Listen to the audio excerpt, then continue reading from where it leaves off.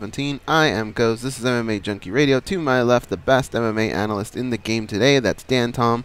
To my right, nobody's there to my right, but guess who should be there to my right? The best leading actor? What do we call him? Somewhere in Enterprise, Las Vegas. And Danny Otto, the producer who hangs out in New York. What's up? Nothing at all. You could have at least said he's kind of an average producer, but man, he kicks ass on the vocals. Check him out on the weekends. He's one hell of a roommate. He can cook. He can play video games. He almost made my enemies list this morning. Got the coolest hair. Danny? Yeah, I was about to say jokes. why. I sent him a picture of his steak this morning. Oh, that's right. And then I just said, well, I guess you didn't have a steak. Going up in a minute. I think you should have, though. You should have bit the bullet and seen what happened. Then it's out of your hands. If you eat the steak and they lose, it's out of your hands. Right, then you don't have to worry about it ever again. That's true. Now it's now you're going to question yourself. Imagine if they lose 4-3, you're going to go, God damn, did I make that difference? You should have bit that bullet. You knew what was at stake.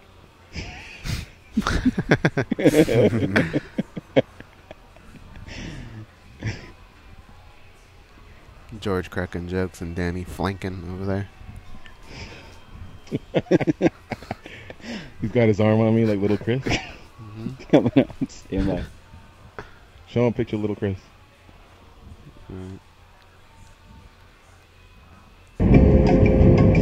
This is your captain speaking. We are making our descent into Las Vegas McCarran Airport. On behalf of our crew, we'd like to thank you for flying MMA Junkie Airlines. Now please fasten your seatbelts and put your tray tables in your upright position because the descent is going to be a little bit bumpy.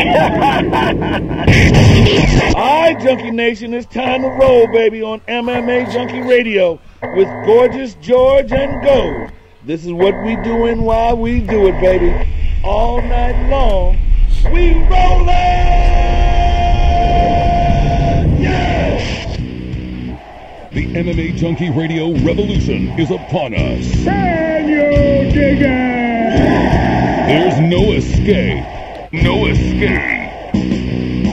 Through the vast frontier of cyberspace and through a sea of stars in outer space. One small step for man, one giant leap for mankind. We've solidified our combat communications stranglehold. We are controlling transmission. With the use of MMA Junkie Radio and SiriusXM satellite radio technology. MMA Junkie Radio. Commence transmission.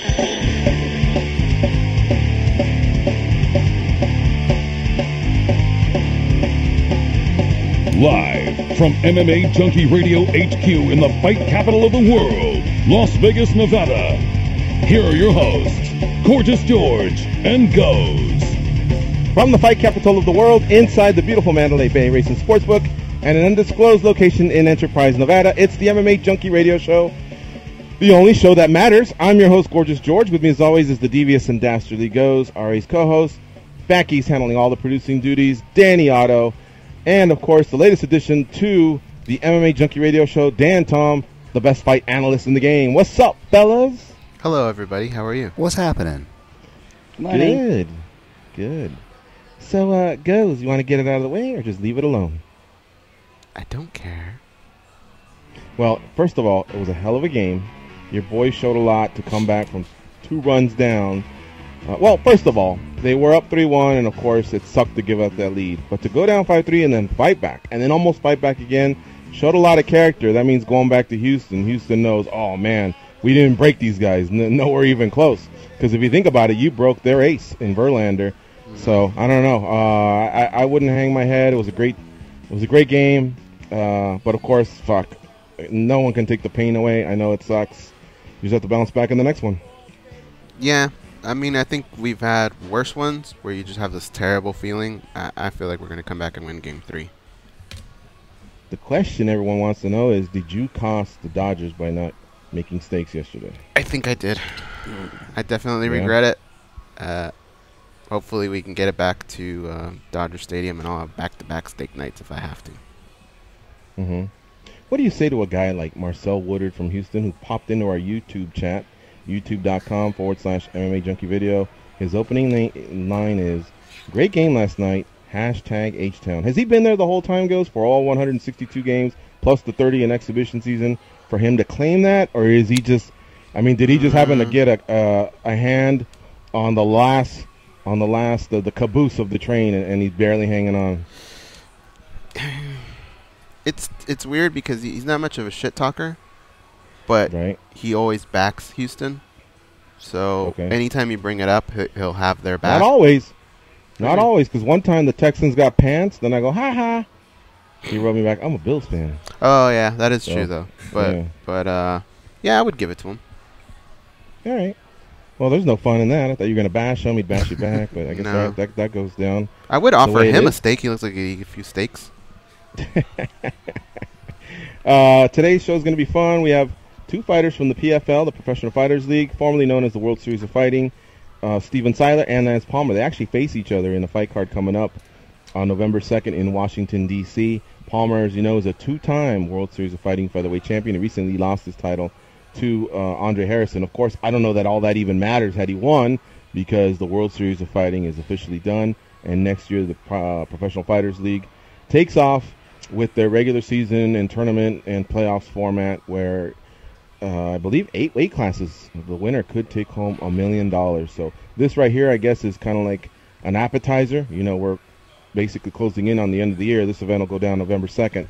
So it's basically, I think, to keep the organization out there. I believe also this is for charity. So hats off to the PFL for not forgetting about their fighters. Some guys are going to make some money, go out there, perform, and then, of course, next year it's on. We'll also talk to Dustin Poirier, who headlines UFC Fight Night 120 in Norfolk, Virginia.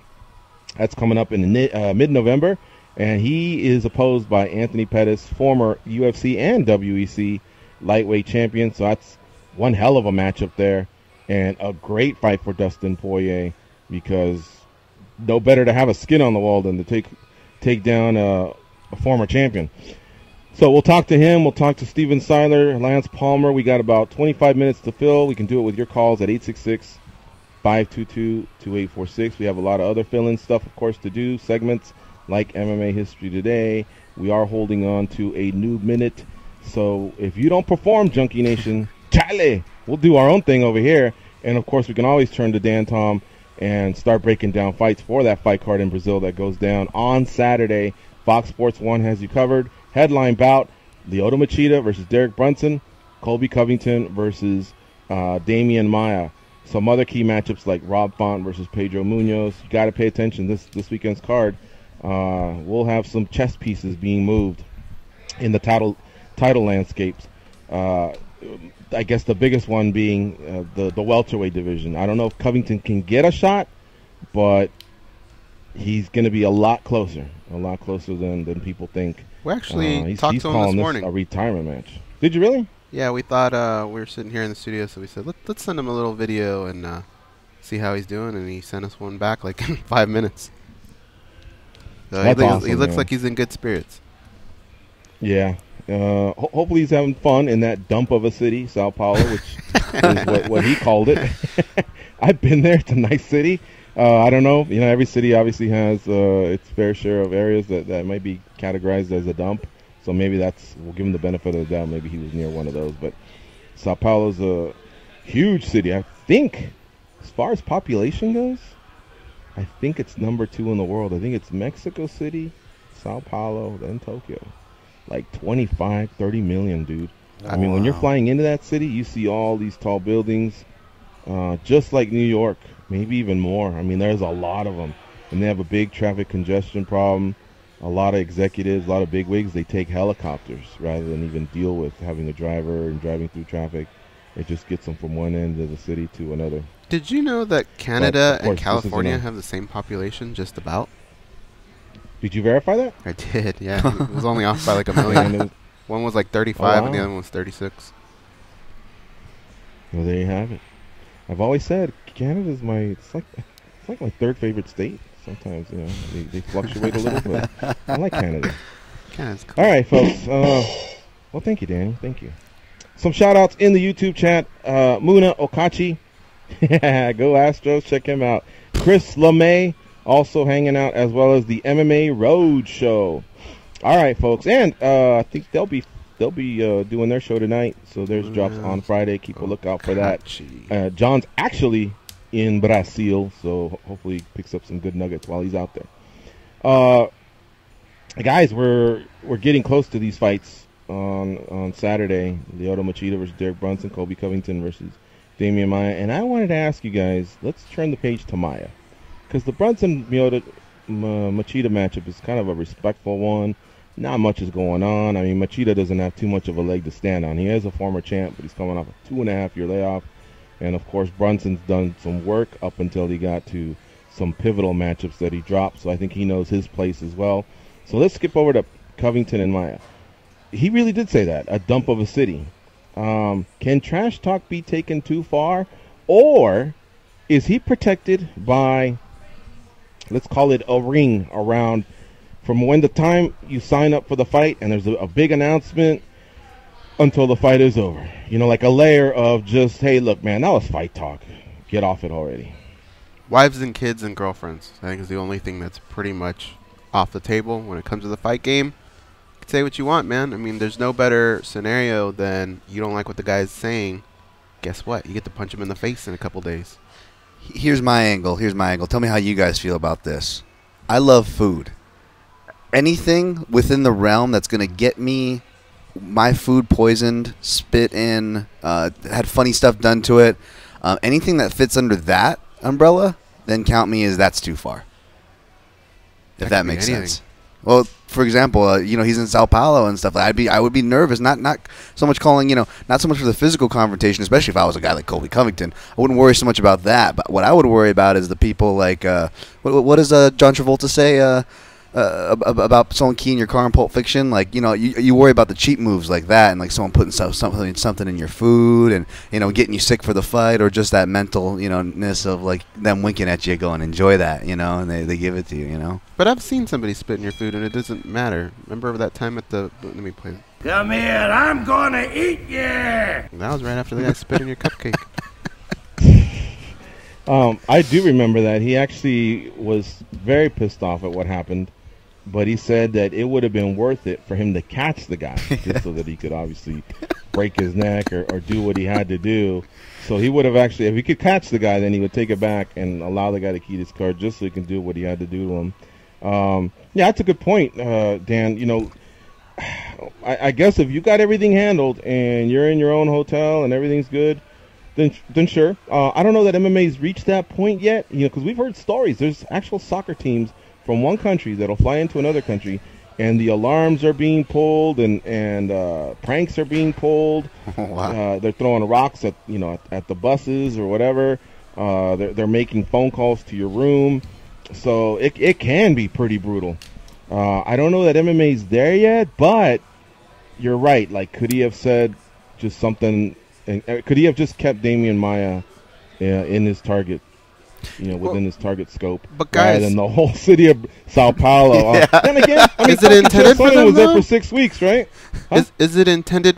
I feel like no matter what he says, whether it's about the city or what, it's intended to piss off Damian Maia, not the people of Brazil. Mm-hmm. Yeah. Yeah. Well, you're gonna have about 15,000 in an arena that may not see it that way. But he only has to fight one. But that said, Chael Sonnen was there for 6 weeks of filming, and I heard he's very popular in Brazil. So it could be that, maybe we're underestimating Brazilian fans. They get it as well. I know some are super passionate. Some threatened Chael Sonnen. He did have security, to be fair. But who knows? When he said it, I was like, oh, that's a whole different angle there. But, kudos to him. I mean, it grabbed some headlines. It's being played. Maybe there's bigger spotlight on the fight now. I think more people on Fight Night are going to be talking about that fight, whether it's Covington, moves on to a title shot, give him a title shot, Dana, or take that Colby, you shouldn't have talked shit, night, whatever, if Damian Maia were to win. I feel like that one's going to be the one everyone starts pointing to on Saturday. Do you guys feel like Colby's gotten to Damian at all, though? Because we've heard Damian speak a few times here now, and to me, it kind of seems like it hasn't really gotten to him at all. I don't think so, but Damian, you look like he's been gotten to in some fights. Whether he's losing is kind of, is he tired? Is he falling apart? Or those weird instances like Anderson. In other words, I think that we're gonna have to wait till Maia gets into the ring before Colby can mess with him on a psychological level. Which at that point he's already messing with him at a physical level. But you get my point. I know that Colby Covington can lose this fight, but in a way, has he already won? Just because before this matchup, there's got to be way more people who know who Colby Covington is now, with all his trash talk leading up to this fight. Oh yeah, well, now he's like doing it to SBG and stuff. Like he's not even like just doing it to Maia now. If you look on Twitter, like he's going after everybody. So yeah, maybe there's a point there. Grown, man. Guys, I'll say that. Of course, he's gotten popular, so he's won, a mini battle maybe, but you definitely have to win the fight. That's where he'll score a lot. That he could be. I don't wish injury upon anyone, but if something were to happen in either Lawler, RDA, so some guy wins but sustains an injury, much like Whitaker, what happened with him, or it's a boring fight or a draw. I mean, this is where Colby can take that leapfrog, across those. Because think about if Thompson beats Masvidal, they don't want to run back Thompson versus Woodley. Nobody's ready for that. If Masvidal wins, then yeah, it's a Colby Covington Masvidal race. Except I believe Masvidal would only have a 1-fight win streak versus Colby. I think he'd be up to 3 or 4. So maybe Colby might nudge him out, plus Colby again's been talking some more. So it could be that he's just putting all his eggs in this basket. This really, really could lead him to a title shot depending on what happens. And really, I mean, he's starting to bring up some good points. Yeah, Dos Anjos is a former champion, much respect. It's not easy to become a UFC champion, but he's only 2-0 at welterweight. Colby's been fighting welterweight for a long time. So it could be that he nudges him out of the way. No, definitely. But whatever he does, I think Dan and I were talking about how this fight's going to play out. I think, Dan, you think it's going to go to a decision. I won't ruin who you think is going to win. I think this fight's going to end in round 1. George, how do you think it's going to play out? Because nowadays in the UFC, you can't just skate by. You got to make a statement, right? If you want to get that title shot. Did you guys see the video I sent you, by the way? Yeah, the breakdown. Yeah, how about you, Dan? I know you don't have to look at others before yours. Yeah. I tried to look at others before, but I'm definitely going to check that out because BJJ Scout, they do really good work, and people should check them out. Right. All right. So basically, I won't spoil it for anybody, but I think they made they had a lot of really good stuff breaking down the takedowns, singles versus doubles, what you can do in certain situations, certain passes, certain defenses. So highly recommend it. But there is one point they made there, or he can just back off like Tyron Woodley did, and basically the plan B, I guess it's a version of sprawl and brawl. If you can't get me down, here we go. Except I don't think Colby will be as tentative as Tyron Woodley would be he's only got 15 minutes to do it, and there's the blueprint of what happened with Woodley. Yeah, he won, but the stock didn't shoot through the roof. Mm-hmm. So it could be that there's 2 ways to go about this. I think Colby will attempt it once for him to, to wrestle and to ground and pound. I know that he may say he wants to go for the submission, but I just don't see that happening. So I think he may intend that.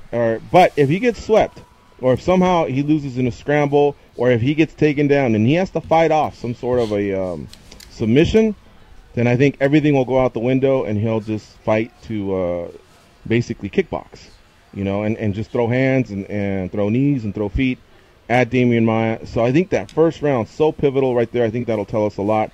Now, Masvidal was actually able to, have not success, but a measure of success in terms of survival with Damian Maia. So many people have just gotten submitted. Boom, that's it, done. But Masvidal was able to, he employed some attacks, some survival, except he didn't make that adjustment coming out of round 1. And I think that's where Colby, again, will learn a lot from his teammate having fought him and seeing the reaction from Tyron Woodley. Now, that said, guys, I think Colby is going to try and take him down, punish him that way. But I don't think he'll finish the fight that way. I think Damian Maia will probably find a way to maybe take his back or gain a really dominant position. But I think the first round will end.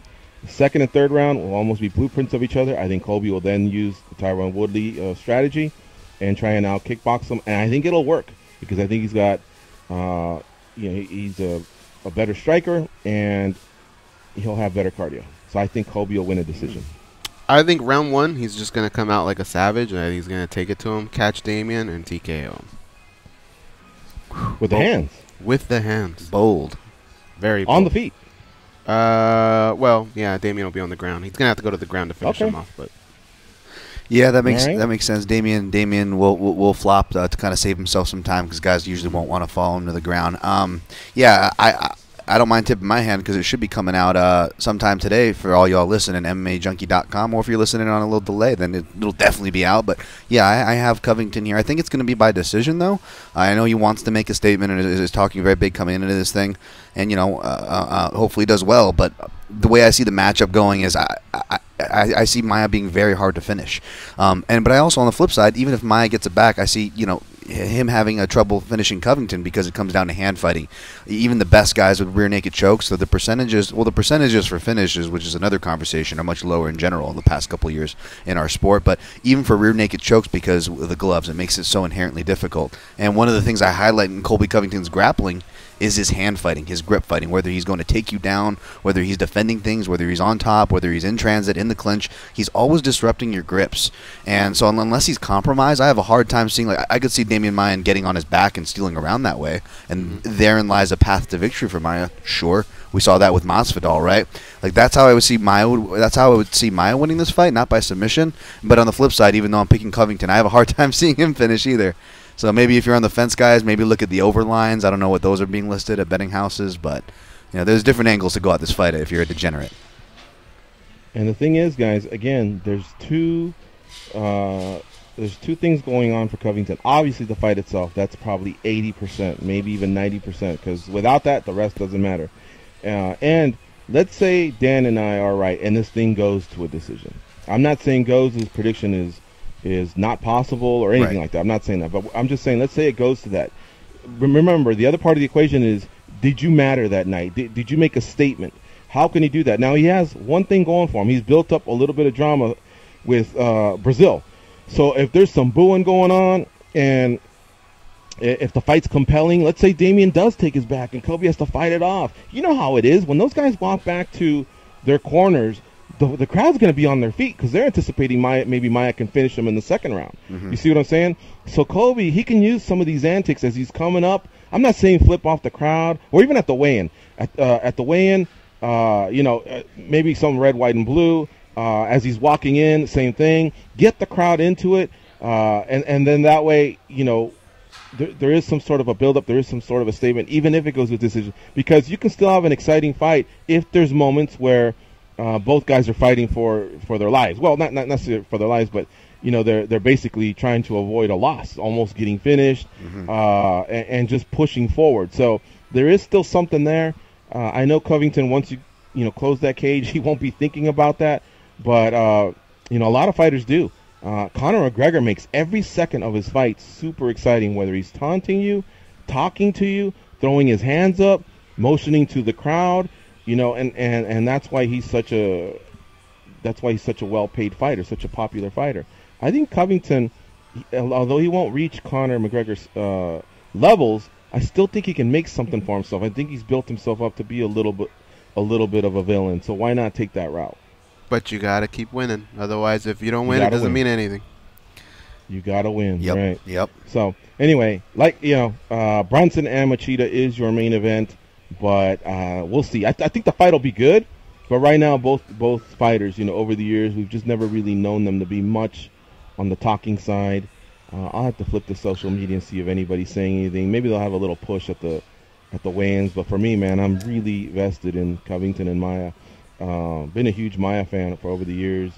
I respected how humble he has. I mean, of course, it cost him the long road for his title shots. But he's been in the UFC for quite a long time, and he's strangled a lot of good fighters. So he'll definitely go down as one of the great welterweights in the UFC. All right, here's another thing that was big yesterday.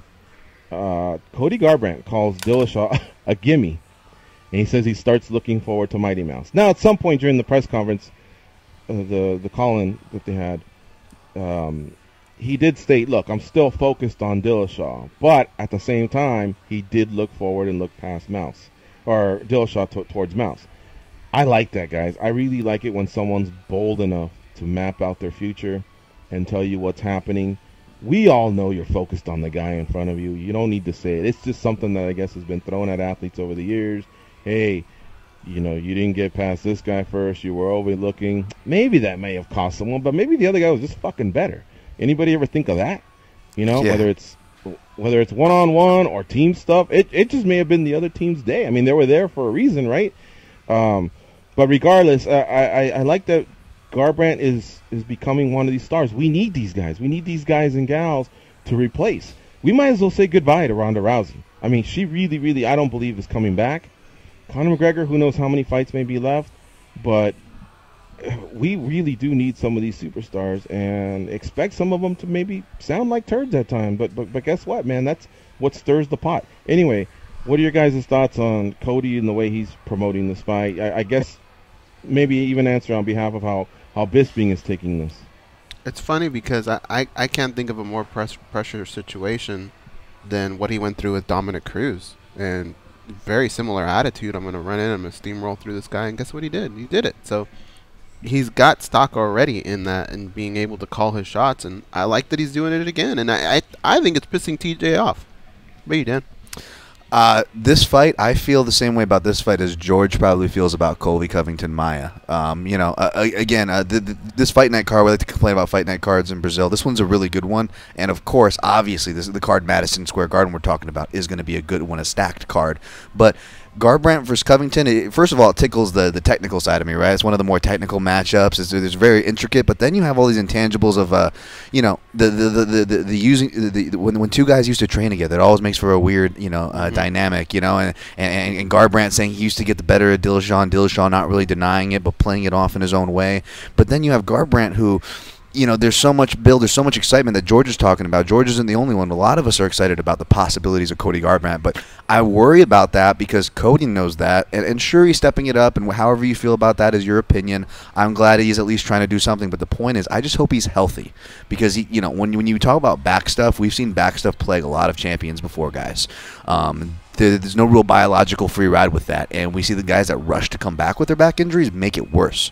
So that's my only worry about Garbrandt. I want to have an honest fight with him, of course, for the fight itself, but also going forward because, like George said, there's a lot of stuff we can do with a guy like that.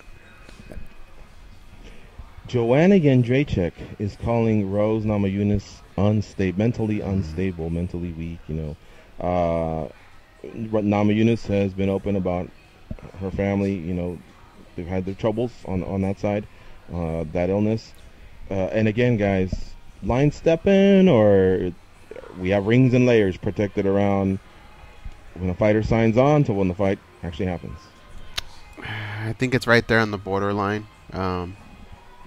It's a little different, I think, when you have somebody who's foreign, because they can always just fall back on, well, that's just the way how we handle things back home, you know? So she gets a little bit of a longer leash. But again, I mean, really, I feel like there's only a few things that can really cross that line. And this is just one person going at another, and they're going to fight. And we're going to, I mean, I don't know if Thug Rose is the girl you want to piss off, but at the same time, JJ's shown that she just doesn't really care. I mean, she's been getting in everybody's faces, and it doesn't matter. Again and again and again. Yeah, I agree. I got to side with you there. Like, I'm a big mental health advocate. I'm very sensitive to that subject. But at the same time, this isn't something that I think is atrocious or, like, you know, belligerently over the line or anything like that. And in fact, what little I've seen of Rose, I should say, she seemed to have taken it well. So we'll see where that goes. Let's do a couple quick calls, then we got to go to a commercial, then we got to come back with Steven Siler. Let's talk to Gary in Detroit. What's up, Gary? Hey, how's it going, guys? How are you? Good, and you? Hi, Gary. Good. Thanks for asking. I was just calling in, going to switch gears on you guys here a little bit and ask you about what do you guys think about these professional athletes, you know, MMA athletes out here, saying that they're really not too concerned about winning the belt? Because for me, that kind of drives me nuts when I hear a professional athlete say that. I think most of them, I don't want to say they're lying. Well, Yeah, I think a lot of them are lying when they say that. Come on, man. Who doesn't grow up wanting to do those type of things? Along with the belt comes money, which is usually what they say is driving them. Fighters compartmentalize a lot, so I think that's just a form of them compartmentalizing. You know, they don't necessarily mean it. It's just an easier means to focus on whatever it is that they're wanting to focus on that moment. Yep, if it's convenient for them, if they're coming off a couple title losses, then they're going to say, well, you know, right now I'm focused on money. That's what drives me. However, if they're in a number one contender fight, and even Dana White has said, hey, you know, the winner of this fight goes on, then, yeah, you're going to see them go, I want that title. Give me my title shot. Blah, blah, blah. So, like, you know, like the guys were saying, it all depends on the situations. Also, it all depends, going back on how the interviewer asks the question. Sometimes they'll ask a veteran, you know, who's already maybe had a title, and now they really want the money because they don't have a shot. And sometimes we'll only get the headline. But for the most part, look, it's a pretty easy question to answer. Hell yeah, go set it. You get that title, you will get the money that comes with it. You'll be the shot caller. That's damn right. You know, and that's it. Yeah, it bothers me because, you know, these guys they're professional athletes, and I understand they're, you know, getting a little bit older, you know, and they might start saying things like that, but it's like, dang, you know, you're coming off a grueling 8-week training camp, you know, a grueling weight cut, you know, it's like, that's the prize. You got to go get that. You know what I mean? And a lot of the guys, they're not really making that much money yet. You know what I'm saying? So I understand this ain't a team sport, but you got to want to go and get that belt. You got to want to be the champion. Word up, Gary. Thanks for the call. Let's move over to Showtime in Tennessee. What's up, Showtime? It's your time. What's going on, fellas? Not much. And you? Just chilling. Just listening to you guys break down the fight, which I respectfully disagree with. I think Maia is going to choke the shit out of Kobe and shut his big mouth up a little bit. So I know you guys, you know, y'all like Kobe, but I know y'all not gonna give a biased opinion when it comes to a fight, though. Even though if you do like the guy, but I like Kobe. I think, man, this is a big fight for Maia. He's back against the wall, so I think he's gonna come out fighting. But I will say this: if Kobe wins, it'll be by knockout. If not, he'll get choked out. I don't see it going the distance either. Somebody is going to lose, and it's going to need to be a knockout or a chokeout. Well, I will say this. If Colby fights like Masvidal, where every single round he's engaging him on the ground, you're right. I think Masvidal has a good chance of getting a submission. I mean, that's 15 minutes of grappling with one of the best. He rarely makes errors. He makes others commit errors. So that's why I feel like Colby knows this. Colby also has an advantage striking, and that's why he's more well-rounded. I think he'll implement both. But yeah, I'm honest enough to say that of course he can lose. Yeah, I mean, Maia's proved he can hang with the best, man. He's an awesome fighter. Also, man, it's some sleeper fights on that card, man. What's that guy name? What is it, Hermanson? Yep. Who's he fighting? Thiago Santos. Damn. Maheta Santos. That's going to be a fight, man. I like the Rob Font Pedro Munoz fight. Oh, that's a good one, I think that one's going to the table, too. Radar, sorry. I like that one, too. Trinaldo Miller, Vicente Luque versus Nico Price, Jack Marshman versus Carlos Jr. could be a fun one as well. Yeah, a lot to like. Vera. Jared Brooks' fight. Somebody's must go. Versus Davison Figueiredo. Yeah, man. There's going to really be some good fights there. We can't do it at this moment, but maybe after the interview, I'd love to hear what Dan can tell us about Miller and Trinaldo without spoiling, of course, the breakdowns that'll be available on MMA Junkie. But that's a fight where I was studying it for a while yesterday, and I'll give you the quick answer. I'm going with Miller in this one, but man, I mean, that one's a really complicated fight to break down. They just both have so much history against common opponents, and they've done so much work at lightweight, but still, I'm always thinking best recent Miller versus best recent Trinaldo. Anyway, Showtime, we do have to move on to a break. Plus, I want to allow you to clean up there so you can get out of the bathroom at the truck stop. But thanks for calling in. You're listening to MMA Junkie Radio on Sirius XM Rush 93. Stay close, folks. We'll be right back.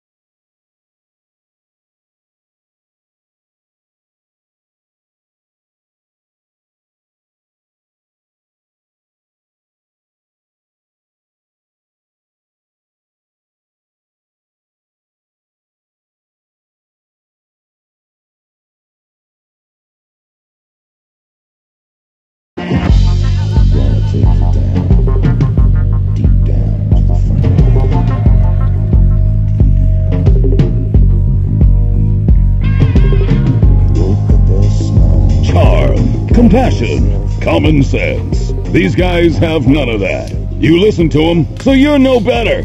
I am awesome, though. They are Gorgeous George and Goes. It's Week 8 in fantasy football, and SiriusXM Fantasy Sports Radio is helping you to win. Listen to the best fantasy football analysts tell you which players you need to have in your lineup and help you replace top performers who are on their bye week. It's crunch time, and the push for the playoffs is on.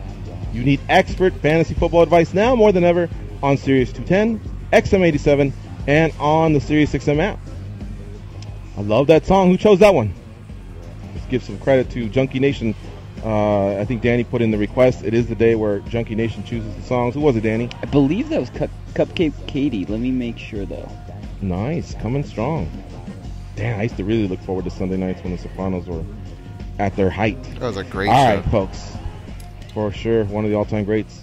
PFL Fight Night is November 2nd, and it's coming up here in about a week. Washington Hilton in Washington, D.C.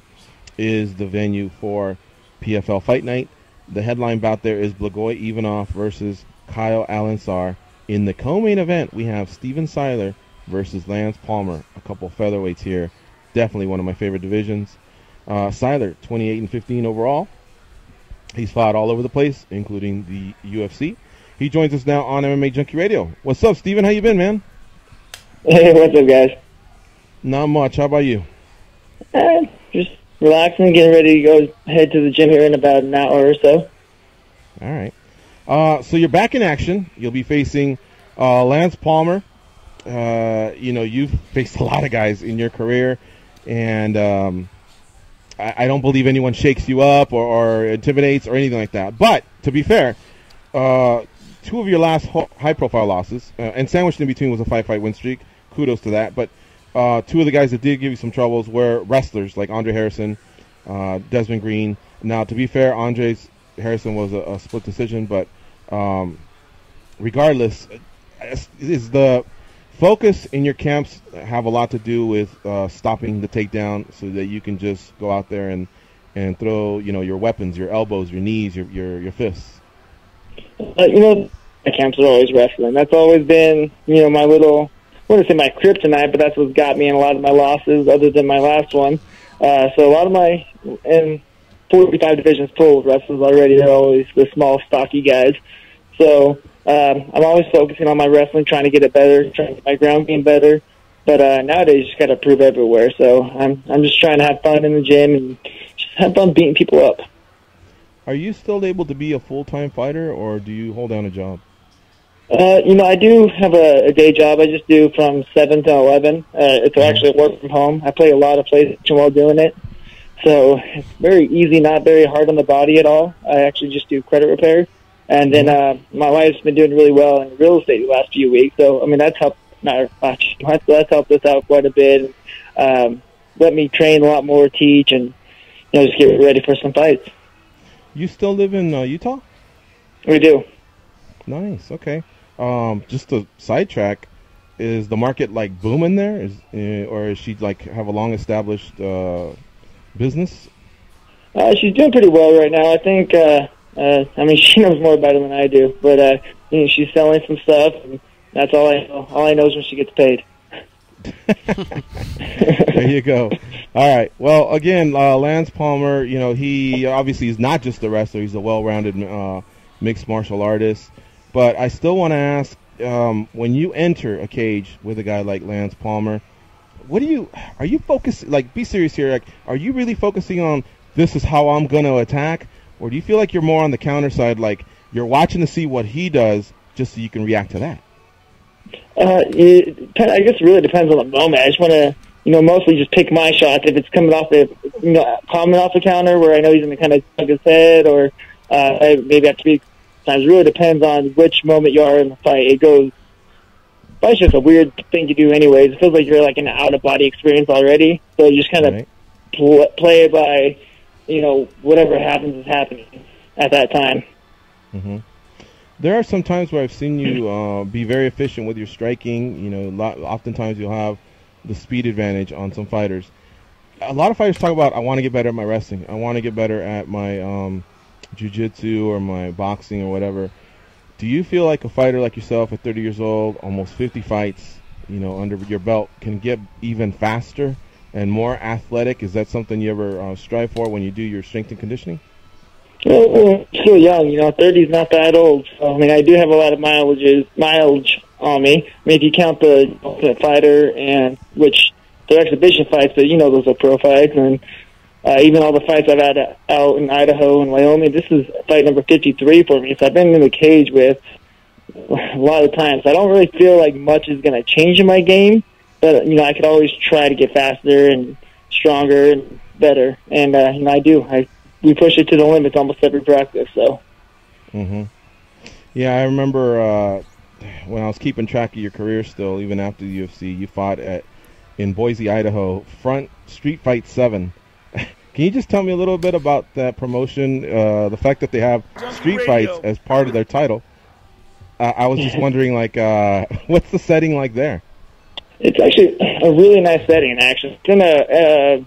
It's like connected to the hotel. I think it's like an ice rink that we fight in. It's really a nice place to fight for. Unfortunately, out of all fights, I have missed weight twice. Both times was for that organization. So I don't know how big of a fan they are of me anyways, but I've had fun fighting for them. It's close by.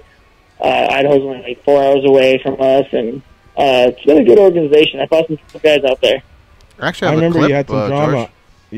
Yeah, I remember he had some drama out there, and they confronted him about it, but you didn't have much to say about it. You have a clip, guys? Yeah, I have a clip of him. Let me play it. I'm Idaho. I don't know. That's all you had to say for yourself, Steven. Sorry, we're still immature. We perk up anytime anyone says Idaho, because that's the only time we can play that soundbite. All right, Steven Siler, our guest here on MMA Junkie Radio. He is fighting Lance Palmer at PFL Fight Night, which is coming up on November 2nd in Washington, D.C. Let me send it over to the boys at the Mandalay Bay. Goes and Dan Tom, what do you have for Steven Siler? Steven, George alluded to this early in the interview. The 5-fight win streak after the Desmond Green loss. What was it about that streak that you were able to kind of get everything to click during it? That's right after the Des Green fight is when I finally got the day job that I'm doing now. And even though it's, may not be, it's just part-time, it's not a full-time job, it's still consistent income coming in, where I think I can kind of relax and breathe and not focus on, oh shit, if I don't make money this fight, if I don't get this win bonus, we're screwed. And, I finally got a consistent income coming in and was able to kind of go back to enjoy fighting. Gotcha. And we do kind of know you as this cool, calm, collected guy all the time. Has there ever been an opponent, though, that has kind of shook you up a little bit and made you pissed off in a fight? Desi definitely got under my skin a little bit.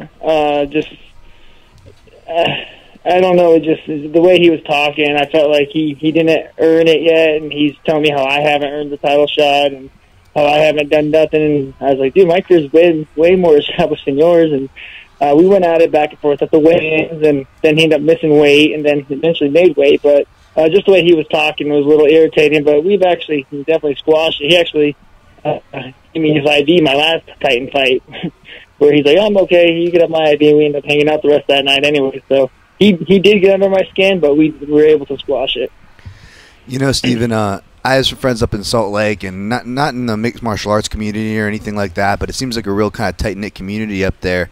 Sure enough, go on your social media, and I see familiar faces like Ramsey Nijam and Court McGee and Josh Berkman, who I've seen down here, who's come down here to work in Vegas before. Can you talk to me about that? Are you still training with those guys now, or what is the training scene up there in Provo, I believe, where you're at? Yeah, quite a bit. So me and Court, we go way back. We're up north, up from the northern Utah area, where we kind of started training, I think it was like 10 years ago, and we'd always happen to catch each other in certain gyms, whether it be his first gym, and then he followed me to my Maury Academy, and then I followed him to another gym, and then next thing you know, I moved down to Provo. He came down a month later. So me and Court, we go way back. We've been training a little over a decade together now. And then Ramsey, we kind of met him at the gym that we stopped at, the last gym that we were at. And, Josh I've known for a lot of years. But eventually that gym closed down. They ended up going, shut down all together. And the fight team went one way, and me and Court decided that we didn't really care to go follow those fight team guys. We ended up, going to another one, just kind of doing our own thing. And then Ramsey ended up coming back to Utah. He started joining us. Josh got back in the UFC, and he started joining us again. It's like the tight-knit guys the core guys that got us into the UFC and were with us all got back together, and we just kind of found each other all over again. It was nice. There you go, man. Good to kind of keep that crew together. Sometimes you may go off in different directions, get better, learn, and then obviously rejoin later on. So glad to hear you've kind of experienced a little bit of all of it. Steven, I want to wish you the best of luck against Lance Palmer coming up here at PFL. And I imagine, is this in any way like solidify your spot if you were to continue with them in the regular season tournament with the playoff format where fighters can win $1 million? Do you know where you stand in regards to that? From what I've heard from Ray and also my manager Ali, they've all said no matter what, I'm in the season, doesn't matter. They always love watching me fight, and they always want to have me around, and I love being part of their company. So I'm definitely sticking around no matter what. But, yeah, this is just to punch someone in the face. I do like Lance, but I punch my best friend in the face if they paid me enough money. So I'm going to just go in there, have fun, and just enjoy the spotlight of being in the cage again. There you go. All right, buddy. Good to catch up with you. Please let us know if you're ever in Vegas. We'd love to have you stop by the Mandalay Bay again. Awesome. Sounds good. Hopefully soon. All right. Take care. See you, Steven. All right, folks. Again, on November 2nd in Washington, D.C., we have PFL Fight Night, and Blagoy Ivanov will be in action. Lance Palmer will be in action. Steven Siler will be opposed on the other side of Lance Palmer versus Steven Siler is what I'm trying to say in the co-main event. Daniel Gallimore versus Mike Kyle. Josinaldo Silva versus Timur Valiev rounds out that main card. All right, folks, we're going to talk to the other side of the equation, Lance Palmer, when we come back, not in this next segment, but in the next hour, so stay tuned for that. We'll do MMA history when we come back. We got to take this last break, and we'll be right back.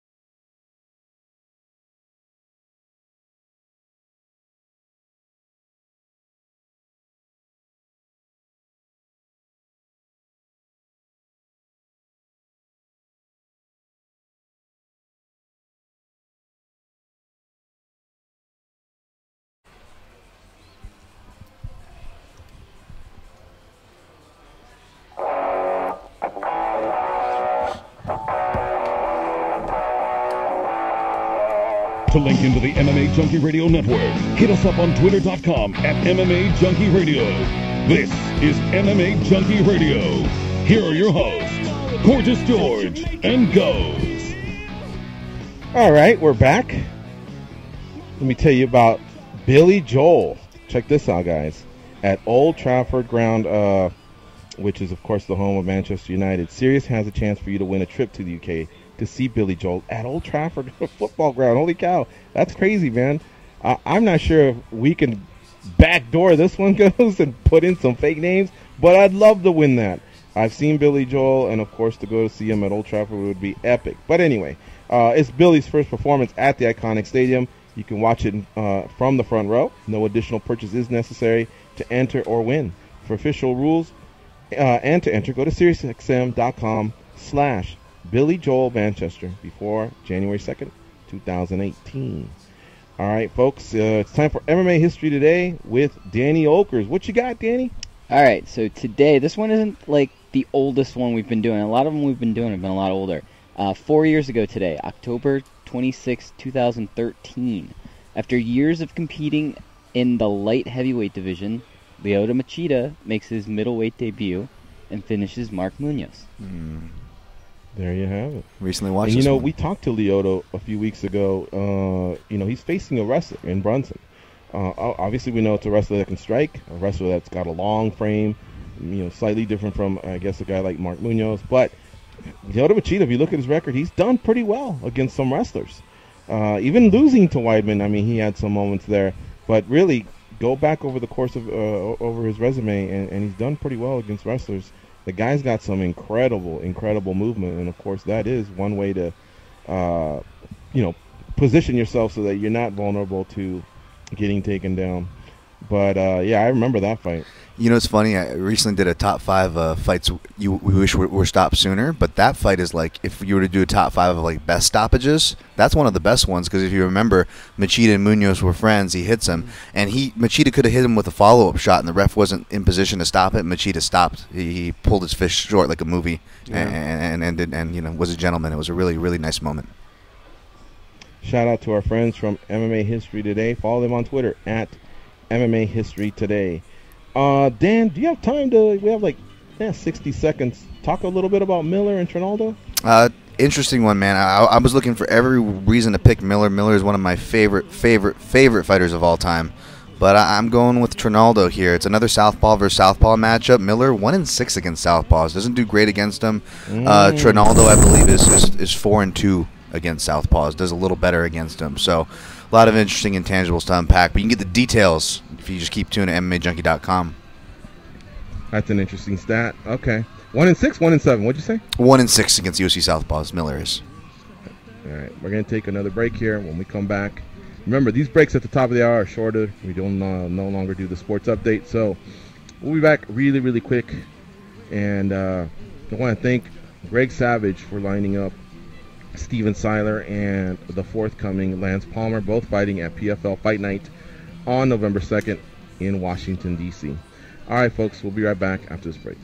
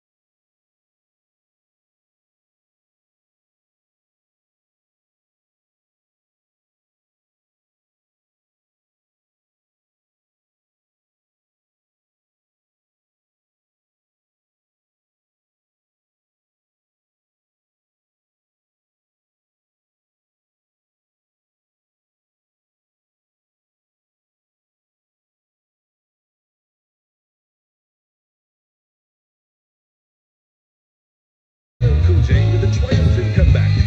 For a silver. But tonight, Don't call it a comeback. I've been here for years. I'm rocking my pants, putting suckers in fear, making the tears rain down like a monsoon. Listen to the bass go boom, explosion. Overpowering, over the competition. I'm towering, wrecking shots. When I drop these lyrics, that'll make you call the cops. Don't you dare stare. You better move. Don't ever compare me to the rest that'll all get sliced and diced. Competition's paying the price. I'm gonna knock you out. Mama said knock you out. I'm gonna knock you out. Mama said knock you out. I'm gonna knock you out. Mama said knock you out. I'm gonna knock you out. Mama said knock you out. Don't you call this. All right, here we go. It's the second hour of the MMA Junkie Radio Show.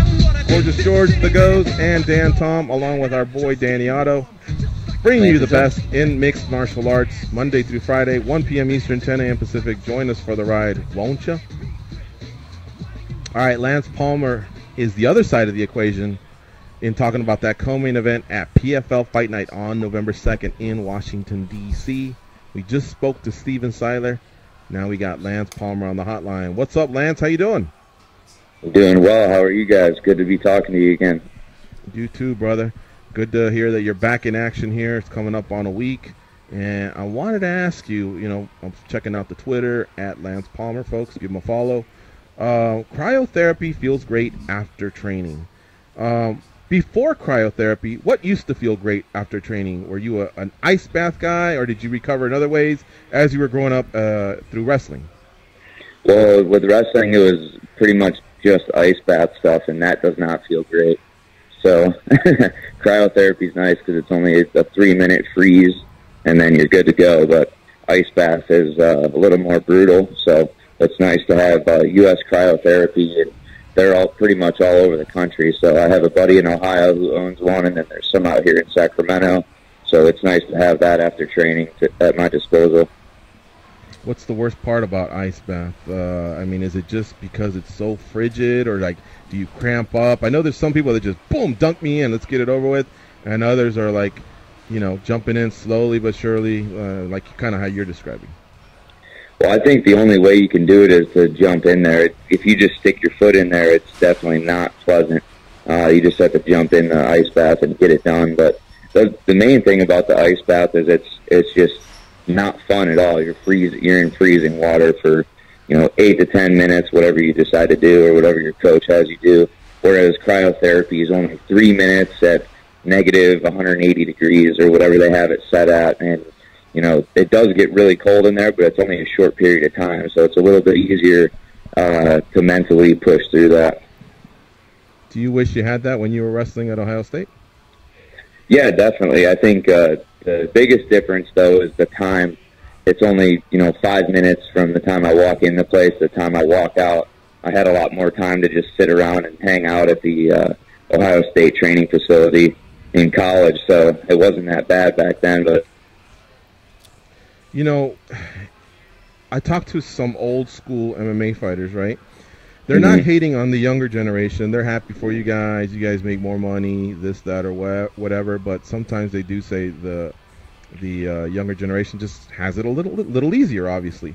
How about you when you go back to Ohio State? Do they still go as hard as you two, or as hard as you used to? Or do you feel like, 5-10 years later, they have it a little bit easier as well?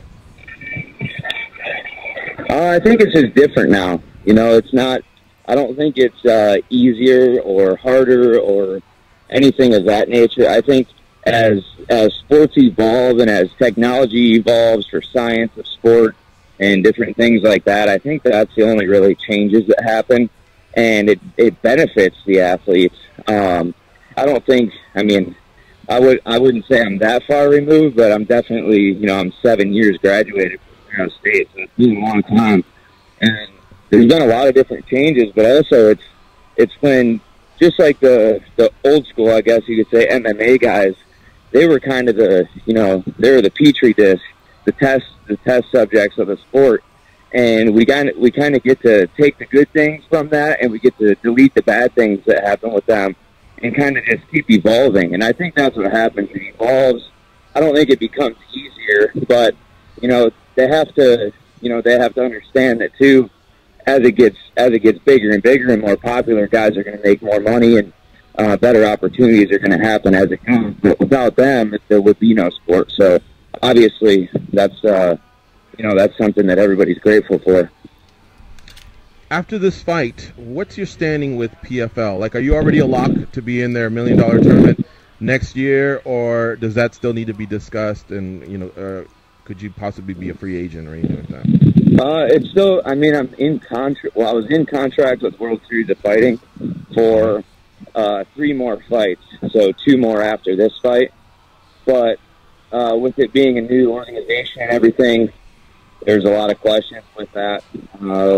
What's considered in contract and whatnot. But I think we're supposed to find out some information about the tournament in the next week or 2, from what I've heard. So I think we'll find out more on that as after this fight. But right now, I'm just going to stay focused on this and then see what my next move is after this fight. Mm-hmm. Lance Palmer, our guest here on MMA Junkie Radio, former 2-time champion at World Series of Fighting, and he'll be fighting Steven Siler in the co-main event at PFL Fight Night coming up on November 2nd in Washington, D.C. All right, let me send it over to the boys at the Mandalay Bay. Goes Dan Tom, what do you have for Lance Palmer? Lance, on that same topic of old school fighters, is there an old school fighter that you enjoyed watching growing up and maybe you even modeled yourself after? I wouldn't say I modeled myself after any certain fighter. I try and be, my own style. I try to use the things that I was good at in wrestling and use the things I'm good at in MMA to win fights. But I definitely looked up to Mark Coleman and Kevin Randleman because they're Ohio State guys. So they were kind of the ones who, Mark Coleman was a guy that I talked to before I even started fighting, and he's the one who kind of convinced me that my style would be great, my intensity would be great, and my overall mentality and attitude would be great for MMA. The last fight with Andre Harrison, once you went back into the dressing room and you started to address a new camp, was it just a matter of tweaking a few things, or did you have to go back to the drawing board? Well, I basically, when I went back to the locker room, I was just worried about how bad my hand was when I broke it in that fight, and, how long I was going to be out for. That's the main thing I was angry about, because that was my second fight in a row breaking my hand, and, the things that go through your mind after a loss are obviously, what could I have done better and things I could have done differently.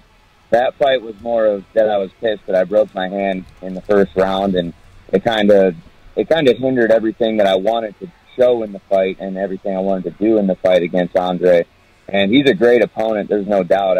I really would look forward to being in the finals of this tournament next year against him and going at it again, run it back, and have $1 million on the line. So I take good things and bad things from a win and a loss. So definitely went back to the drawing board on what happened, but I think my performance was pretty great for only having one hand for 4 rounds.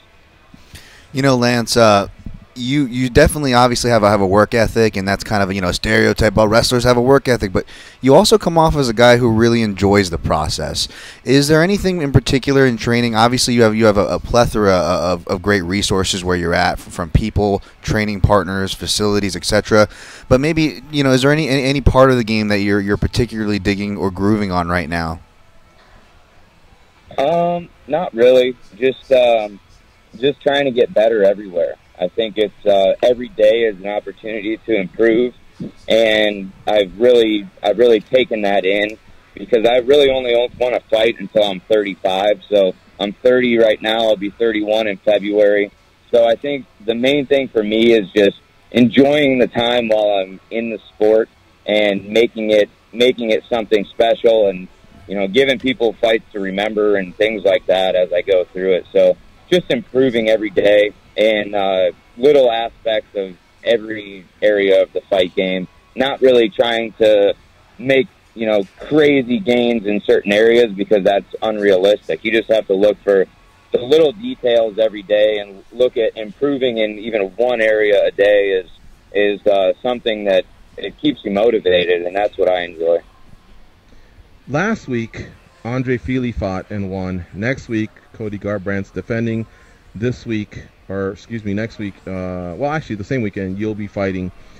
Now that the sport is getting bigger, are like 3 of you guys like that, you know, getting your workouts in together, or are you guys now starting to separate, even though you're all Team Alpha Male, and do your own individual thing, you know, because maybe the style matchup is different? Like, how does it work when you have teammates that are also, you know, camping around the same time as you are? We've always had a lot of people fighting around the same time. We have such a big team. A lot of people, you know, Josh Emmett was on the same card as Andre Fili, and he won also against Arantes. So I think when it comes down to it, it's mainly just, you know, get in where you fit in and make sure you have your cornermen and your coaches that you need for your camp always around you, helping you out, making sure you're not overtraining too hard, doing things correctly, and just getting better and preparing for the fight. When it comes down to everybody, you know, doing their own thing, it is, everybody has always done their own thing, but we do come together for certain practices throughout the week. We're always down, if somebody's not in fight camp, they're always down to be a sparring partner or drill partner or whatever it may be for someone else who is in fight camp. So there's always the team aspect has always been there at Team Alpha Male, but obviously Cody's fight is arguably the biggest fight that we have this entire year so far, just because of the magnitude with the belt on the line and things like that. So when it comes down to it, I think we have a lot of things going on for us as a team. So when you look at it as, okay, we're teammates, but we do our own thing, that is true. But you only go in the cage. You go in the cage by yourself. Your teammates can help you as much as you want, but you know, whether they're there or not, or somebody's injured and not in the gym, you can't worry about that because they're not going to be in the cage with you either. So we help each other out the most we can, but everybody's busy, man. There's not really, we don't really hold grudges if people don't make it in the gym. We're just working to get better at our own thing every single day, and if people are there, they're there, and that's what's cool about our team. All right, this one's going to come off a little corny, but just stick with me here. Let's just say you're a car, you know, your body's like the engine or whatever. You've been fighting 5-round type of fights. So obviously you've built up your cardio so that you have 5 gallons, 1 gallon per round. Now that you only have to go 3, do you focus on other stuff and less? Now that you can go 25, does that mean you'll have, you know, basically 5 gallons to use over 3 rounds? Can you manage your energy output differently? Is that something you even think about, or do you even do less cardio, like I said earlier, and focus on other stuff to the fight? For me, my cardio is built throughout training, so it's not really just going to the gym and doing cardio or running on the treadmill all the time. That's always part of camp. I get my 5 and 6 and 7 rounds in of sparring, and that's what builds my fight cardio. So I'm always prepared to go 5 rounds regardless of whether the fight's 1, 2, 3, 4, or 5 rounds. So, I mean, if it's a 5-round fight, then, you know, I have the cardio for that. If it's a 3-round fight, I obviously have the cardio for that, but I just may, you know, I may start differently. I may push differently or do things differently in the fight. But when it comes down to it, for me, a fight's a fight. Whether it's, you know, 1 minute or 25 minutes, it's still, you have to prepare the same way. We talked to Steven Siler about 20 minutes ago. We noted that some of his struggles have been against other wrestlers. Are you the type of guy that will look at him versus guys that do come from a wrestling background and, you know, maybe implement some of those type of tactics, or are you just the guy that doesn't worry about his past at all when it comes to video?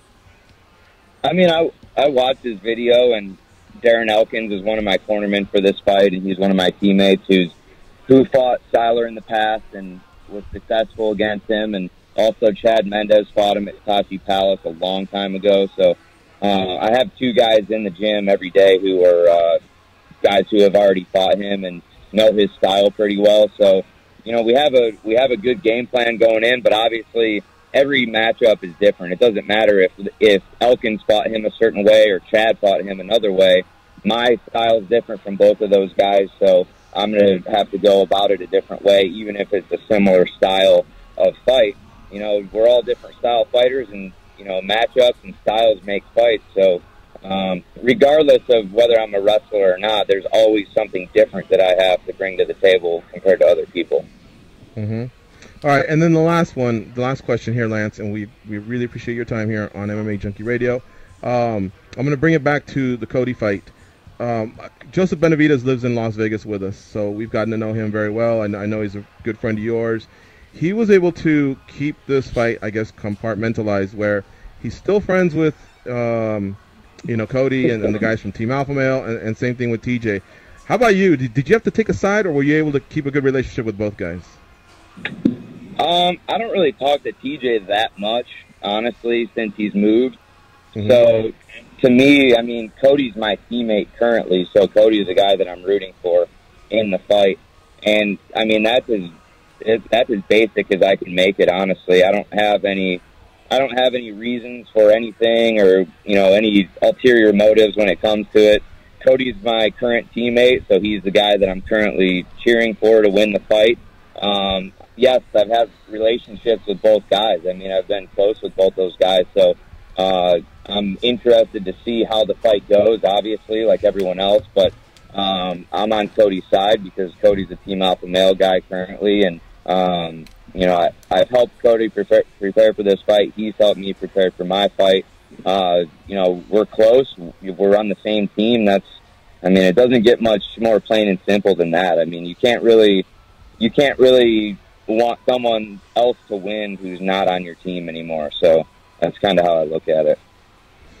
Right on. Well, first things first. You fight on November 2nd, a Thursday night. That fight is, of course, 2 days later on November 4th. You have Steven Siler coming up at PFL Fight Night, November 2nd in Washington, D.C. It's the co-main event slot on that fight card.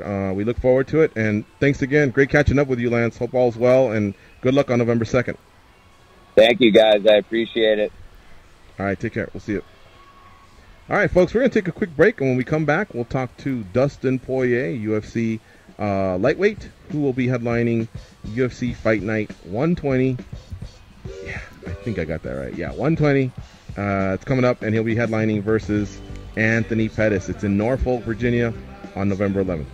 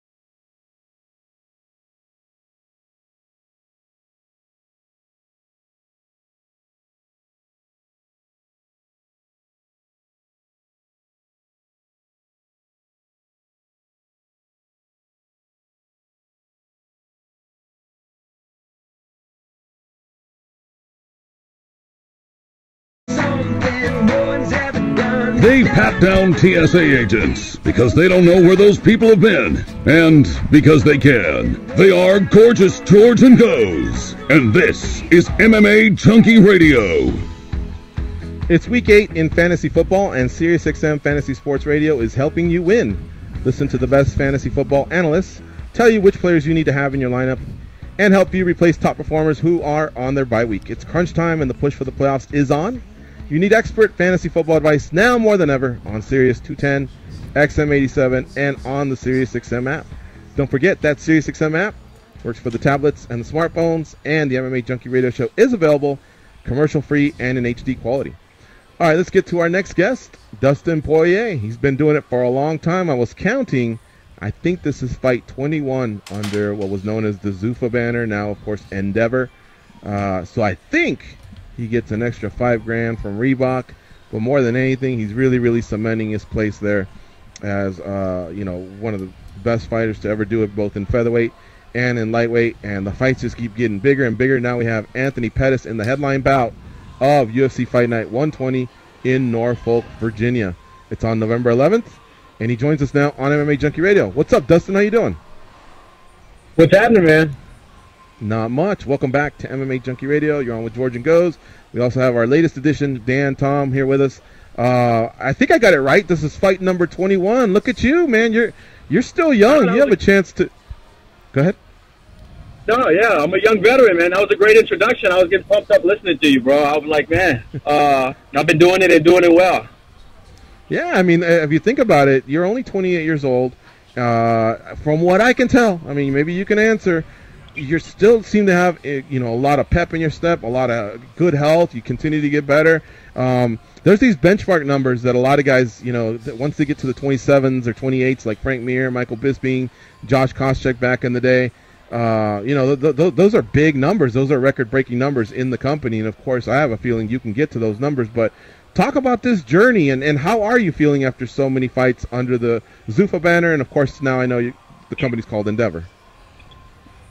Man, I feel great. I absolutely love what I do, and I'm blessed to wake up and do what I love to do every day. I'm still chasing my dreams with the same passion I had for my first fight. So, I mean, life is good, bro. Life is good.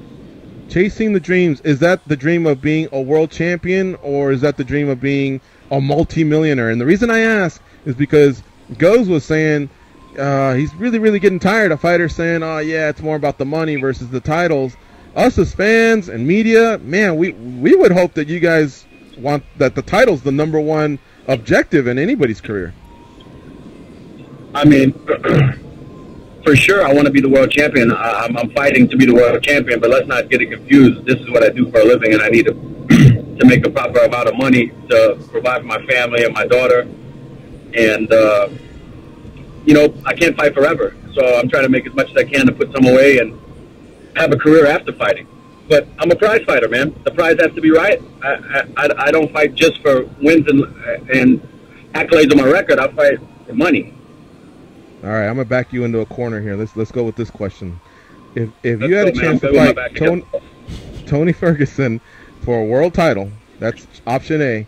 All right. Yeah. Or Conor McGregor, but your payday is and the fight will be like, we'll call it at 160 pounds, so there's no title or anything like that. It's a catch weight. It's a money fight, but you're getting paid $1 million. Which would you do? The money fight or go for the title? $1 million? Yeah. I'd go for the title because I'd win it and make more than $1 million in the future. Thank you. Exactly. I mean, that's the path to the money is the title. So maybe I gave the poorest example ever. Ask that same question with the purse being $100 million. Well, yeah. I'll fight you on it, right? Yeah, I wouldn't blame you there, man. All right. Our guest here, of course, is Dustin Poirier, headlining UFC Fight Night 120, Pettis versus Poirier. It's in Norfolk, Virginia, and I'm telling you, they've got a really great card there. Matt Brown, in his final fight, fights Diego Sanchez. Andrei Arlovsky's back. He's fighting Junior Albini. Cesar Ferreira versus Nate Marquardt. Rafael Sansal versus Matthew Lopez. That's a solid fight, man. And then Lazan versus Guida, two guys that have been doing it for a long time. Check out this on the prelims on FS1. Marlon Moraes versus John Dodson. So solid fights they got going out there on November 11th in Norfolk, Virginia. All right, let me send it over to the boys at the Mandalay Bay. Goes and Dan Tom, what do you have for Dustin Poirier? Dustin, when this fight got announced... Oh, go ahead. Yeah. No, let me get back to the card a little bit, man. This card is amazing, bro. I've been fighting a long time, and I've been watching these guys who are on this card for forever, man. Like, me as a fight fan, I'm excited about this card. There's going to be some great fights on there, man. A lot of veterans, a lot of guys who made a name for themselves and been around a long time, and, you know, it shows who they really are. I appreciate fighters like that and fighting alongside guys that I love watching fight. Awesome. Well, Dustin, when this fight was announced, the second everybody heard you versus Anthony Pettis, we all looked at that matchup and said, wow, there could be so many different scenarios in this type of fight. It's just going to be one of those types of fights, that the cartoon fight where there's just arms and legs everywhere. What were your thoughts when you first heard Anthony Pettis as an opponent? My first original thought was, where the fuck is Eddie Alvarez? That's what my first thought was. But then I said, all right, this is a fun, exciting fight. This guy's another former world champion. What can I really be upset about? It's a main event fight. We're all eyes on us against another world champion, and I'll just show again what kind of caliber fighter I am. That was going to be my next question. Is the door closed on Eddie Alvarez? We'll get, you know, right now it is, because I've been training 12 weeks for Anthony Pettis. So that's all I'm focused on right now. But after November 11th, we'll see what the future holds. But right now, it's all about Anthony Pettis.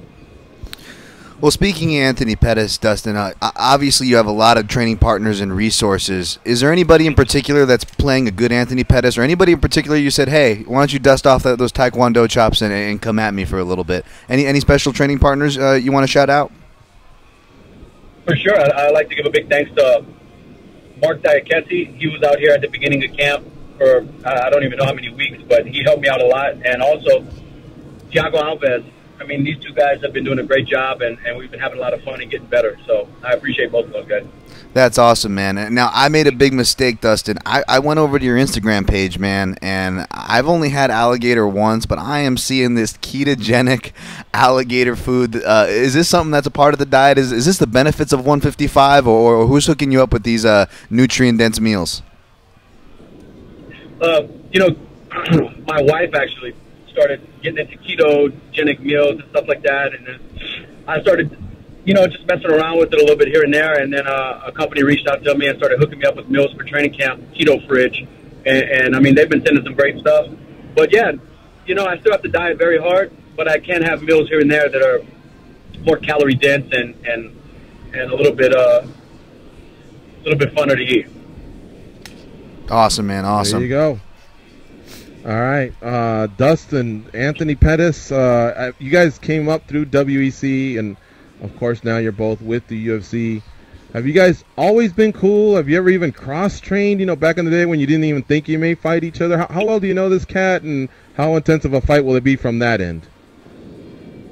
We don't know each other that well. We've hung out a few times. You know, we were both sponsored by Head Rush, and we've done, you know, stuff with them. Trips with them. We've gone up to New York and done signings and been at stuff like that at the same booth around each other. But we don't know each other that well. But that doesn't matter. You know, we're fighting to win. I expect him to come out and fight to win, and that's what I'm going to do. Mm-hmm.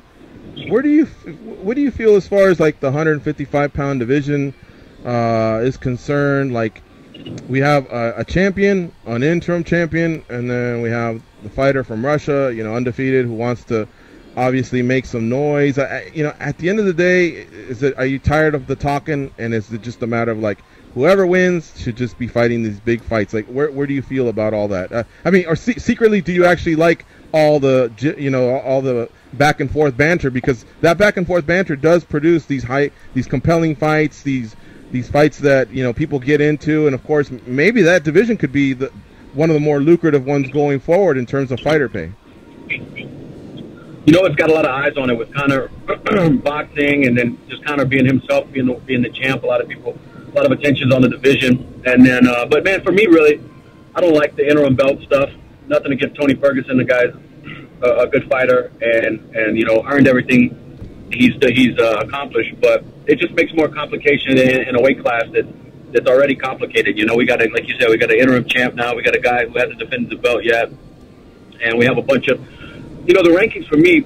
You hear a lot of fighters more and more saying it now that they don't really make sense. I mean, you just had the number 7 guy fight for a world title, and you know, to me, they don't really make sense either. Really, to me, when I look at it, is you have a bunch of number 1 contenders stacked up right now, and you know, we need some fights to happen to start fighting out where everybody really belongs. This division could be what was once in boxing. Their version was the 4 Kings in the 80s. I mean, some big money fights. These guys were getting paid the best. Duran, Leonard, Hagler, and Hearns. After the heavyweights had kind of like, I guess, had their era. And then obviously this is before Cesar Chavez and Oscar De La Hoya, Floyd Mayweather. But, you know, I'm amazed. I'm seeing some big paydays. Now, obviously I know Eddie made good money because he fought in that Conor fight. But I'm seeing Kevin Lee take home $250 that without a win bonus. Tony Ferguson got paid well in his last fight. You know, Nate Diaz makes some coin, you know, from his fights. It's time for Dustin Poirier to start making some money. There you go. Where are you at in terms of a contract situation? Are you close to coming up on a new contract or anything like that? No, I have a few fights left, but, you know, if we're being honest and talking about pay here, my last fight with Eddie Alvarez, he was paid a flat fee, and he cheated to get out of the fight, and I got paid half of my money. I just got my show money. So he got paid all of his money. I got paid half of mine. And, you know, I don't like that, bro, on a fight that I was winning. So I'm, like I said, I'm focused on Anthony Pettis right now, but I'm going to go out there and beat him, and I think some stuff needs to change, man. There you go. All right, we'll end on that note right there. I love talking to a fired-up Dustin Poirier. And he gets down in a couple weeks on November 11th at UFC Fight Night 120 versus Anthony Pettis. Hey, Dustin, thanks again for doing the show as always. Seriously, congrats on these milestones that, you know, you're slowly reaching. Getting into your 20s, man, is really an accomplishment at the highest level. So congrats on all that. I appreciate it, bro. We're going to hit 30. We're going to hit 30. There you go. Can't wait to see it. Thanks for the time, brother. Take care. Thanks. All right, folks. That's Dustin Poirier. And that is our last interview for the day. So we're going to take this break, and when we come back, we can open up some phone lines. If anybody wants to call in, 866-522-2846. If not, we'll keep doing our thing over here on the MMA Junkie Radio Show. Still some more news to discuss, some more fights to break down, some more fun to be had. Take it easy, will you? We'll be right back.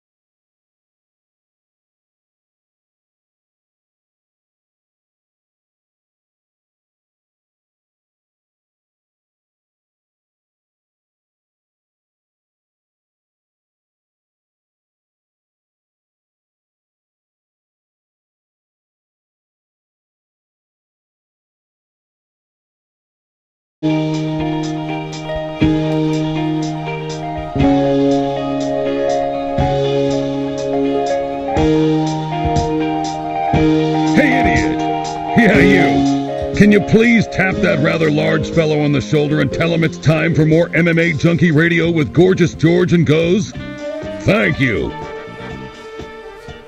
Not to rub salt in the wounds. I'm not trying to do that. I'm just saying, even though it wasn't one LA team's night last night, shout out to the Lakers, now 2-2. This is a young team that we're slowly building up, but man, they've had some exciting games. The last three, the opening night wasn't too good, but last night we moved to 2-2, and we're nowhere near our peak, and we'll still have some cap room to work with. So I'm really feeling positive about the purple and gold. Yesterday, John Wall was supposed to torture Lonzo Ball, and I didn't see that happen.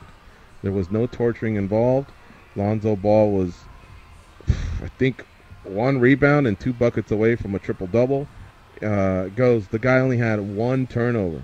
He's 19 years old in his 4th NBA game. 1 turnover when you're playing against John Wall, and Beal, the other guard.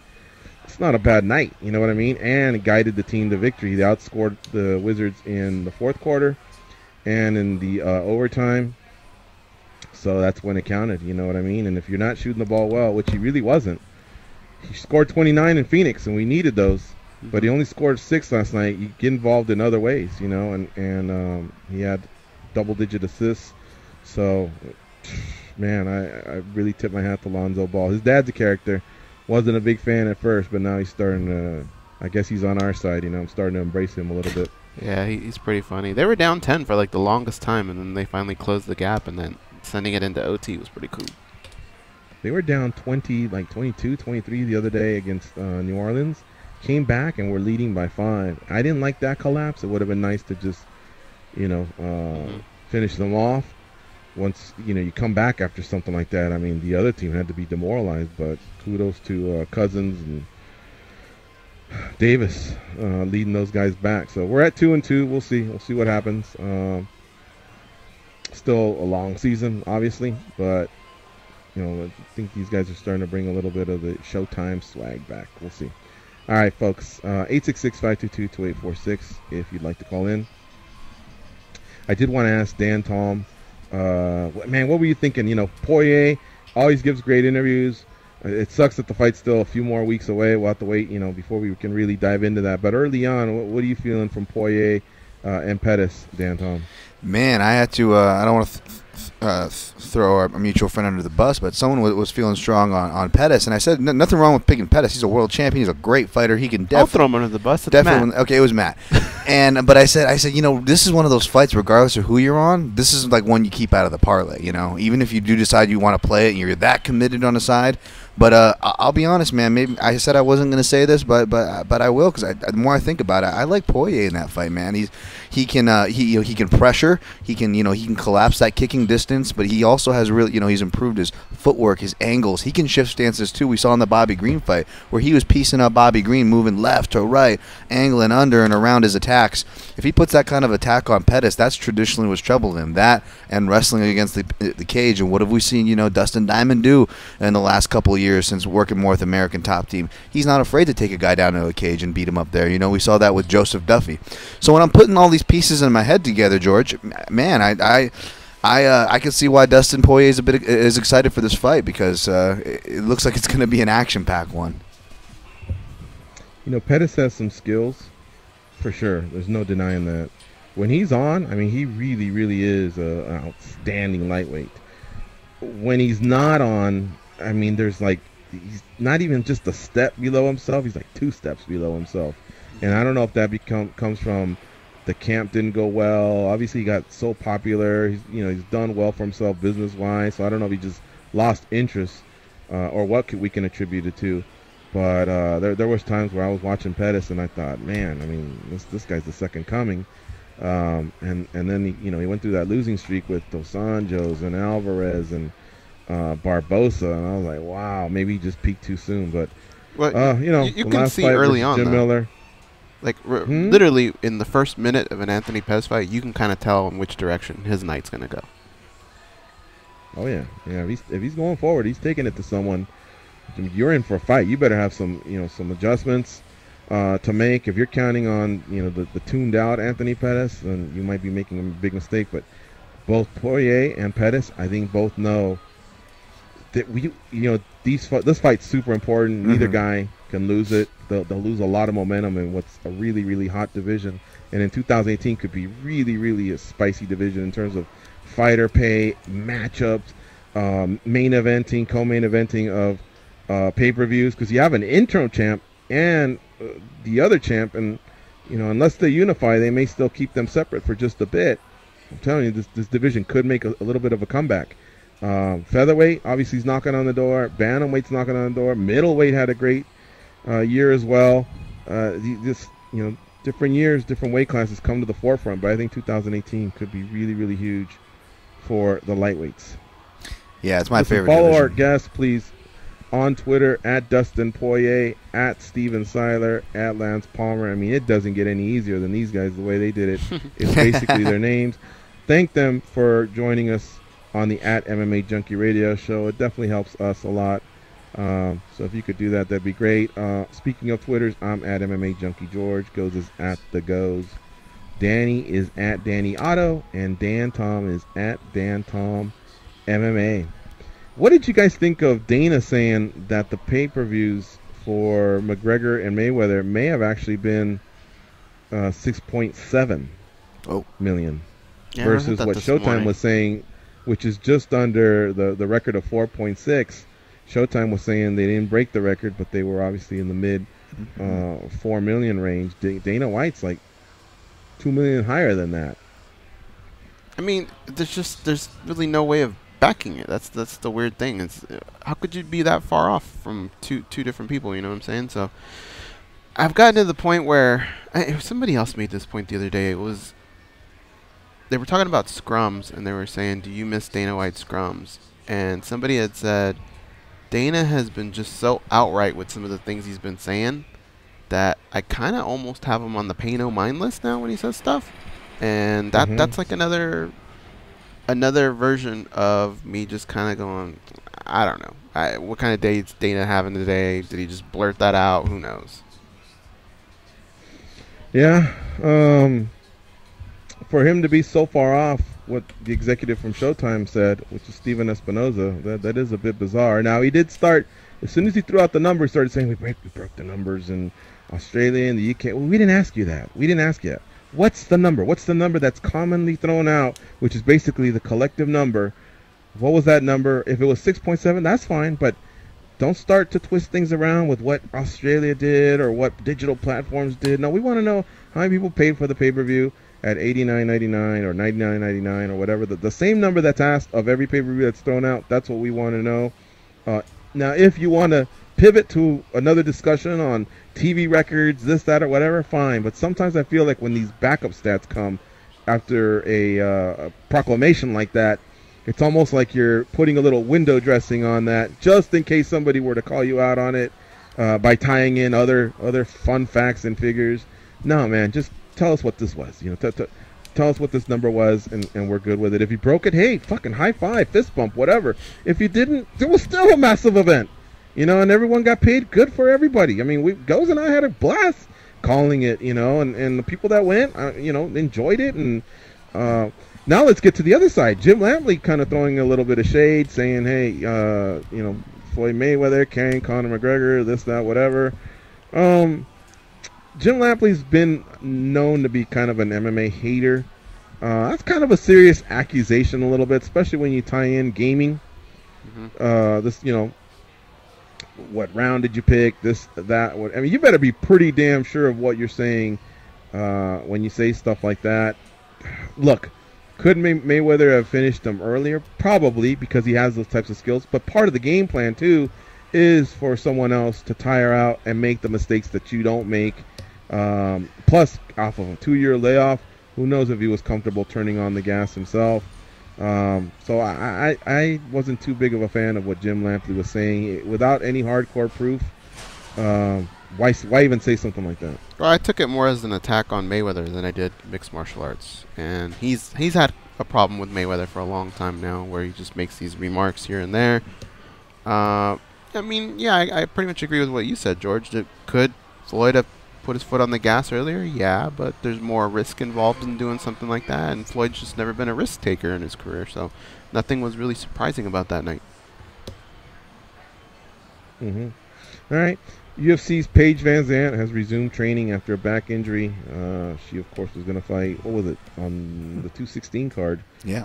She had to pull out, but I guess she'll be ready to go here maybe at the end of the year or early 2018. Some fight. I know some pay-per-views have kind of been laid out for the early part of 2018. I'm already seeing notes for UFC 221, 222, and 223. It looks like the UFC's going to have pay-per-views in January, February, and March. Not sure I can share those dates or locations. Actually, I don't know the locations. I just know the dates. But I think 2018 will definitely have to be a rebound year for the Ultimate Fighting Championship. This will be a big fight card in New York. Detroit, I don't know if it'll transfer over on pay-per-views, but on paper, I mean, it's a hardcore MMA fan's dream. And of course, 219 could really lay out to be special if Conor McGregor comes back. Another thing Dana White said in that interview was with a gentleman from the Wall Street Journal. He said that Conor, depending on the Forbes calendar that they have, he wants to be at the top, and he feels like if Conor McGregor fights 2 times, he'll be the highest paid athlete for that particular year. That's not correct. Even if he made 100, we're hearing Floyd made 300. So where's he going to make up the other 200 million? He didn't fight in 2017 other than that fight. The other fights took place. The last fight he fought was Eddie Alvarez in November of last year, and we're already approaching November. So he would have to literally fight at this November card to maybe, tie in last November, this November, and the Mayweather card. And even then, I don't see him making an additional 200 million from Alvarez and whoever he were to fight.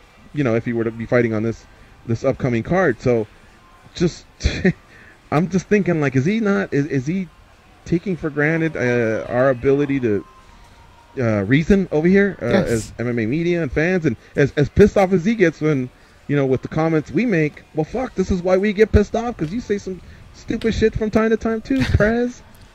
No, absolutely. I mean, but that's the thing, man. Like, that's kind of how this sport just works. People just say crazy shit, and there's really nobody to check you, and it's just like a circle. It keeps going over and over and over. George was right, though. 2018 is going to have to be their rebound year, or like Endeavor is going to have to sponsor our time machine, our MMA time machine idea, guys, because really they're going to need to bounce back hard. They got to create new superstars. Yeah, or the time machine. Let's keep it and get the other ones healthy. Here's the best possible scenario for Endeavor. Fuck it, let's just call it UFC. I don't even give a fuck who actually owns it or whatever. It's the UFC. In 2018, we could have the return of Conor McGregor. Let's say John Jones actually lobbies and figures some sort of a tainted supplement defense or whatever, and he only gets a year. He could be back halfway through 2018. Khabib more than likely is going to be back, and I'm not tabbing him as a pay-per-view draw, but I'm just saying he's a big name. Obviously, Ferguson's become something. Kevin Lee's become something. Paige Van Zandt looks like she's getting healthy. So a lot of these athletes either move needles in terms of ratings or pay-per-views or Google hits, whatever. Who are some of the other names do you think that can lead this charge in 2018? I'll say one name, maybe not so much to lead the charge, but since you said Paige, and I was thinking of this earlier because I was looking at the Norfolk card that Poirier was excited about, and I saw Sage Northcutt was on there, and the kid he's facing is no joke. He's a no-name guy. He's only fought once. He fought a guy that I'm impressed with who's fighting this weekend, Jared Gordon, but Sage Northcutt's fighting Michel, I think Quinones is the name of the guy. But this guy's coming up from 145, but he's bigger than Sage. Like he's a big kid. He's really talented, training out of an American Top Team. And I saw that and I said, ooh, I don't know if I like that matchup for what they probably have in mind for Sage. And kind of what you're saying, George. I mean, even if you're not expecting Sage to be the next coming, for MMA or the UFC, they're in a spot where they need all these names, right? Like all these names kind of have to be accounted for. Like they can't really afford to lose much right now. And those names can't really equal to people like Ronda Rousey and Conor McGregor. They can only come somewhat close. That too, yeah. You got to get guys like Cain Velasquez back into the fold. I mean, it's been too long without some of these fighters. Oh yeah. There's one. Bisping's is gonna, his star's gonna shine brighter if he can get past GSP, and if GSP can come back and then turn around and fight a couple times in 2018. That could be huge. How about the winner of Overeem and Ngannou? If it's a great fight with a vicious KO, that'd be an incredible build-up for a Stipe Miocic fight. And of course, if Stipe then breaks the record and starts to add to these title defenses, I mean, maybe people can finally come around to, you know, thinking more highly of him. Cody Garbrandt's kind of talking some smack. You know, I mean, I don't know. I think 2018 definitely can be a good year for the UFC. But again, stay healthy and fucking stay out of trouble, you know, for some of these fighters. Yeah, really. They're their own worst enemies. Yeah. GSP's been saying he's not a fan of the early weigh-ins. He said that's the worst thing they can do. You know, I got to click the story and read this. But I see something like that, and I'm thinking, how could it be the worst thing they could do when a lot of people are loving it? You may not dig it, but I'm not sure it's the worst thing they could do. I want to read that story, but it's on the front page of MMA Junkie if you guys want to dive into it as soon as the show ends. I want to see what his take is. Lately, GSP's striking me a little bit as of a complainer, a whiner in his comeback. And I don't know. I've always been a big fan, but I remember another story I read earlier, Mike Bond and Matt Erickson. As far as fan interest in his return, he doesn't even care. He says, I don't even care. And then I saw another interview where he says, I don't even like fighting. And what the fuck do you like? He has gotten a little weird, he right? should be enjoying. Yeah, he should be enjoying life at its maximum right now. I don't get it. But when he came on the scene and he was fighting Haran and Parisian, I mean, he had some great fights and he was so likable. And lately, it's like the whole world pisses him off. Yeah, and what makes them, in my opinion, and I'll throw Connor in this too. Maybe you guys tell me what you think. What makes them unsympathetic characters, despite as popular, despite as many people love them, and yes, they are great fighters, and we're not saying anything like that, but I guess what makes them a bit unsympathetic characters is A, these complaints, and then B, maybe this is just me and how I'm wired, guys, but when these complaints are A, geared towards stuff where you're like, what are we complaining about here, what we're talking about with GSP, and then B, are they helping the grand scale of things? Are these helping fighters' rights? Are you helping pay? Are you using your stature to help other fighters to fight the good fight? And they're not. They're getting their money fights, which is fine. We're gonna buy it. We're gonna see who wins. But when they start making complaints like this, I think a lot of us fans and hardcores, we kind of tune out a little bit, right? And we're like, all right.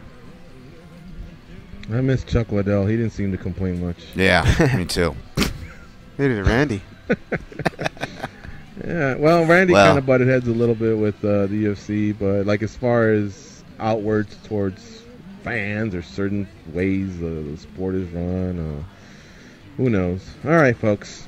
Thanks to Dustin Poirier. I lined that up, so hang on, let me fist bump myself. Lance Palmer, Steven Siler, courtesy of Greg Savage from the PFL.